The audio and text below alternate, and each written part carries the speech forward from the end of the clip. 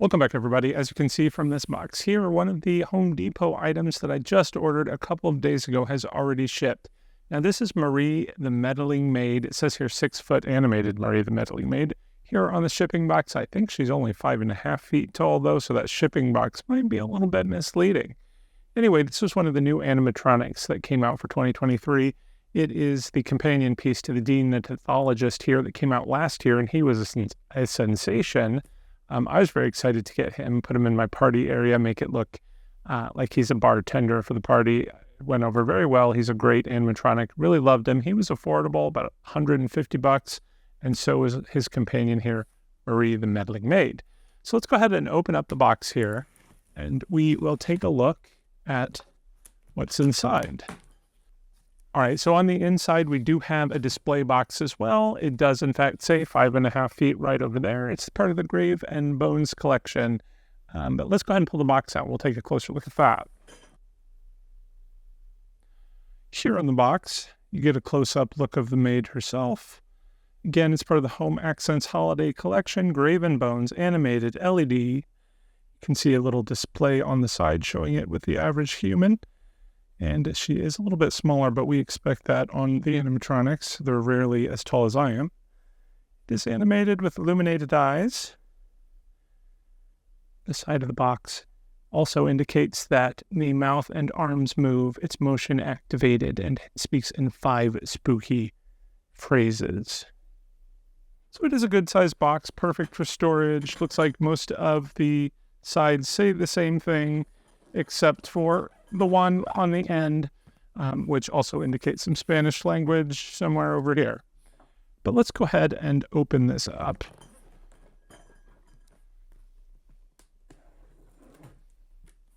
All right, now I have to admit I'm using a little bit of Halloween hocus pocus here because I did unbox this a few minutes ago and realized that my camera wasn't really recording. So I've got everything unboxed already. I'll just go ahead and kind of show you what it looked like.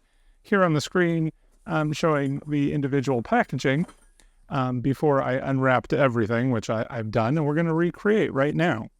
I haven't yet put it together, though, so we're going to do that together and get our real official reactions. But we do have a nice little maid outfit. It comes with a dress and a cap. And we've got the skull itself. A couple of arm pieces, one of which does have that bottle that she's hitting someone over the head with. It's got a little design on the front, but we'll take a closer look at that a little bit later. A couple of metal support poles that are going to attach to the big torso piece. Set that down here for the moment. It's like a couple of leg bones that attach to these feet in these high-heeled shoes. Now, you remember if you watched my Home Depot sneak peek video, I really hated the look of these feet in these high-heeled shoes. I'm going to reserve my judgment, though, until we get it together so we can get a real opinion on it. But offhand, my first impression is I hate those. All right, looks like we got a little backbone neck piece, a feather duster, a power adapter, and our large base piece. So let's go ahead and shift this table out of the way and we will start putting this together. There were also a couple of instructional sheets in the box that will walk you through how to assemble this, but I don't think we're going to need those. It looks pretty straightforward. So you know what I like to do with those. I assume everything is going to be pretty much in alphabetical order when we're assembling this thing, starting with A is the base, B's are the legs. Looks like there's C and D would be the shoes. And unlike our friend the bartender, she's got a buckle on one side of the shoe, so there is an individual right and left shoe. One thing I also like about these two animatronics particularly is they have a hole in the bottom of the shoe, and they actually leave a bar here to slide that hole on so that the shoe will stay in one location. But before we put that on, we do need to put on the bar. So it does have the standard pin and hole, and there's only one direction it can go in. So it should make that pretty easy and quick to assemble. Let's go ahead and put both of these on. And then once that's in place, we can put on our shoes. And one thing I did with that shoe already, which we need to do with this one, is just take off this sticker that has the D right there. I don't know why they had to put these in such visible locations. We'll just put it on the bottom of the shoe for future reference, although we don't really need it. Go ahead and put this shoe on. There we go. All right. Soon we're going to need C and or the other B's. So all 4 of these poles are labeled B. Ow. Careful you don't pinch your finger. All right. And then once that's on, I can only assume we have to put on the bones that are going to be her leg pieces. All right, since we are doing things in alphabetical order, these are E and F. The shoes were C and D, so I'm assuming that we want E to be on one side and F then to be on the other. There we go. Looking good. I guess next up, we need to put on the torso.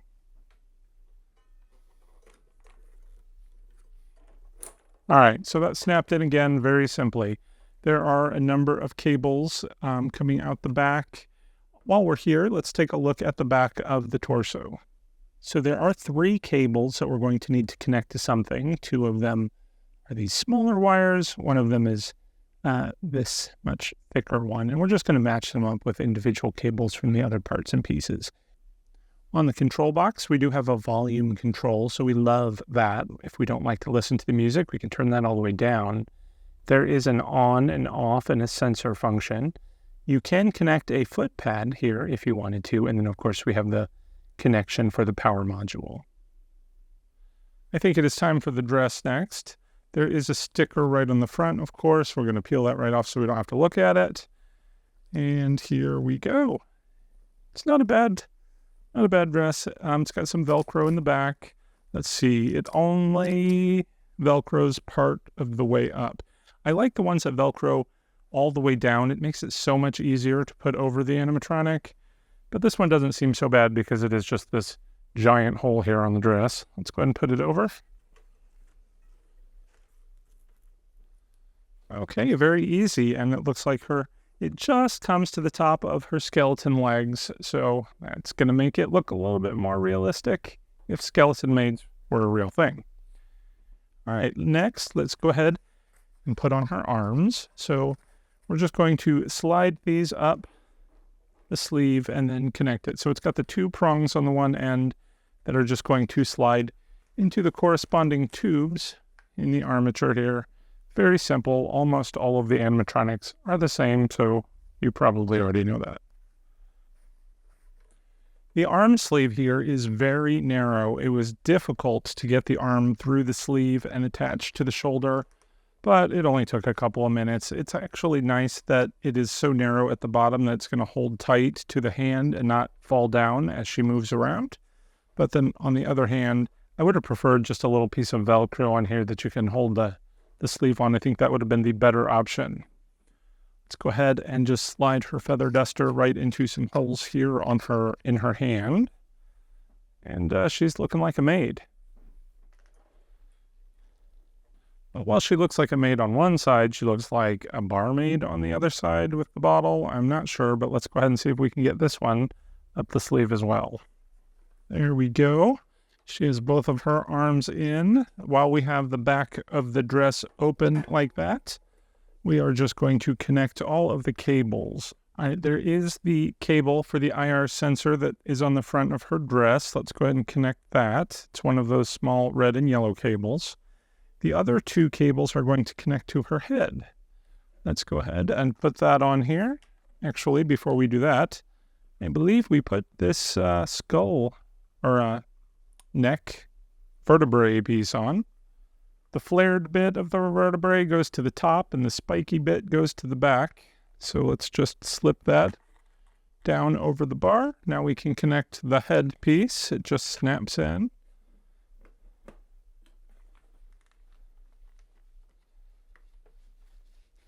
All right. And with that in place, we just have to connect the final 2 cables. One is red and black, and it's going to connect to the other red and black. And then that heavy red cable just connects to itself. And with all that in place, we can go ahead and close her up. I'm going to make sure the volume is about medium so that we can hear her here in a minute. All right, there she is in all her glory. The only thing that we still need to do is put on her cap. Again, we're going to take off this little sticker so it doesn't look weird. Perch this up here on her head. And I did forget to plug her in. So let's take a look at this power adapter. Looks like a decent amount of cord.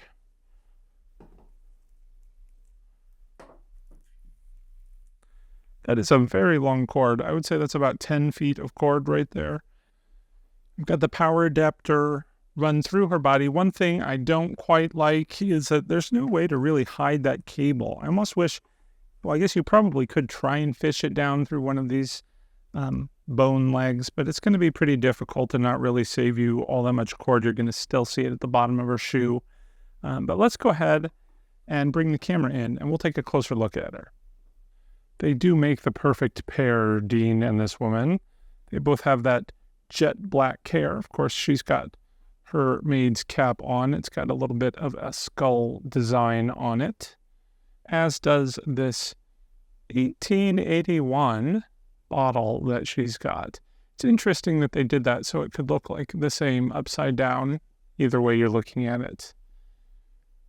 She's got some skeleton hands and this skeleton face with the deep sunken eyes, just like Dean the pathologist over there. Her mouth has pretty simple design with the teeth and the face kind of blending together. One thing I don't like, forgot one sticker. Those stickers are everywhere. You're going to want to take all those off. But it doesn't go down far enough, so you do see that little gap between her chest piece and the neck piece. She does have a decent feather duster. And her dress itself, I love the color of it. The red, this nice contrast to the black. It looks a little dingy, almost blood-like. Until you get to the shoes, which again, as I was concerned, kind of ruins the whole effect. If they had made that black, I think it would have been a much better effect. They're so distracting. I believe I saw someone call them ruby red slippers. But overall, she is imposing and menacing. All right, now is the moment of truth. I've got her plugged in. I'm going to turn it on sensor. And we're going to see if she is as menacing when she talks as she is in appearance. Welcome to the actor line. Would you care to dine with us this evening? I recommend the ribs while you can still stomach it. Or if you prefer, I can get you a glass of wine or a whole bottle. We have plenty of it. Wine runs right through most of us, and soon it will for you too.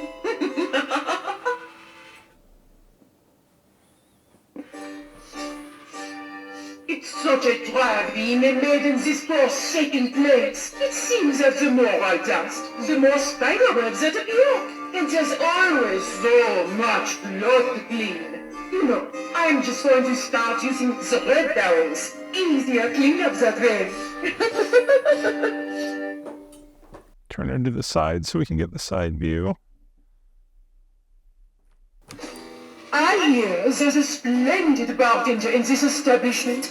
Tell him I sent you. I recommend the Bloody Mary. It's extra bloody.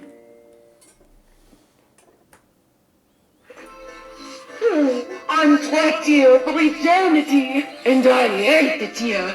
I've been worked clear to the bone. Why, you can nearly see right through me. It's the spirit of Halloween at work, I suppose.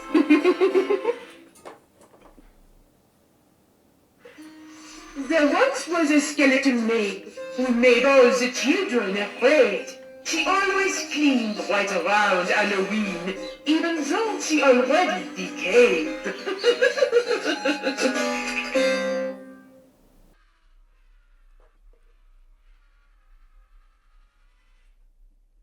All right, at least when you turn it off, it goes back to the resting position.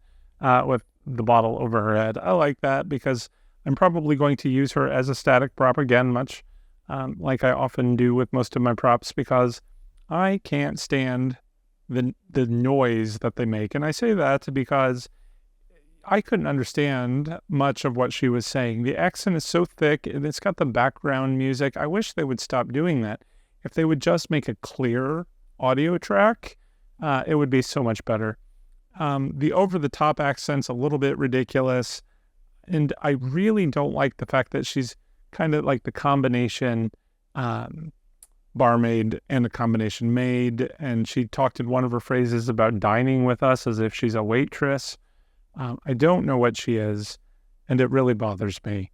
But the appearance is great. Maybe, we could replace the feather duster with maybe a knife, and then she could be like a cook. Oh, I like that concept. I'm probably going to do that. But for now, for what she is the maid. And then, of course, the two of them together, they do make a really cute couple. I think, like I said, though, a cook and the bartender would probably be a little bit better than the maid. At least if you were going for like a Deadly Diner theme, that might make a little bit more sense. But have you thought about getting these guys? Let me know in the comments what you think. I will use them. I might paint the shoes, like I said, a black. I'm not that great of an artist, so I'm not sure how that's going to turn out, but the red shoes really bothers me. It might, too, just be the fact that they've, stuck these skeleton feet in high heel shoes. It just kind of looks ridiculous to me. But overall, it is kind of fun, and I can't wait to have them in my Halloween display this year. But let me know what you think in the comments below. I look forward to reading them, and as you know, I try and respond to everybody, so let's talk. Before we go, I did want to say a special thank you to all the patrons who help support the channel. Your support is greatly appreciated. If anyone else out there wants to join our Fright Club, be sure to check out the link in the description below. And until next time, guys, thanks for watching, take care, and happy haunting. I'm trapped here for eternity, and I hate it here. I've been worked clear to the bone. Why, you can nearly see right through me. It's the spirit of Halloween at work, I suppose.